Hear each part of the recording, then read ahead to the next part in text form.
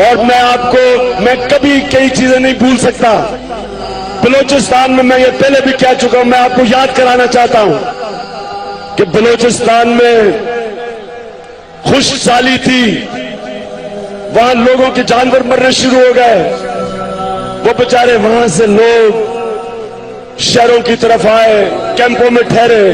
تو میں ایک کیمپ میں گیا, میرے پاکستانیوں, میرے ذہن میں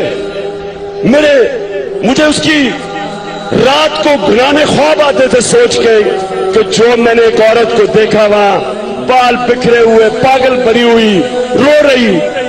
اس کے خامد سے میں نے پوچھا اس کو کیا ہوا؟ کہتا جب خشک سالی شروع ہوئی, ہمارے جانور بننے شروع ہوئے, تو ہم نے فیصلہ کیا کہ شہر کی طرف جائیں, جو بھی بچ گیا اس کو لے کے جائیں.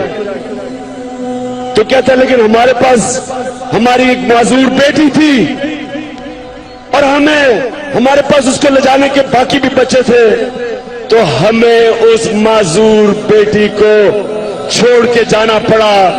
اور یہ ماں ابھی بھی اس کو اس بیٹی کی چیخیں یاد آ رہی ہیں. جب یہ جا رہے تھے وہ چیخیں مار رہی تھی بیٹی.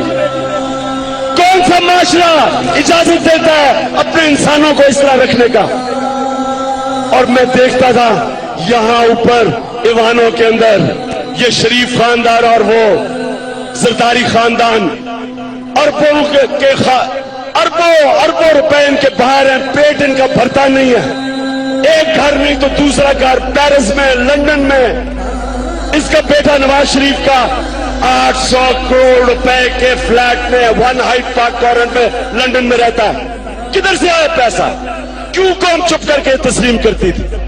تو پاکستانیوں, مجھے آج خوشی یہ کہ مجھے نظر آ رہی ہے, اور میں اس لیے اللہ کا شکر ادا کر رہا ہوں کہ اللہ تو نے میری دعا قبول کی اور میری ساری قوم کو جگا دی ہے. اللہ تیرا شکر ہے.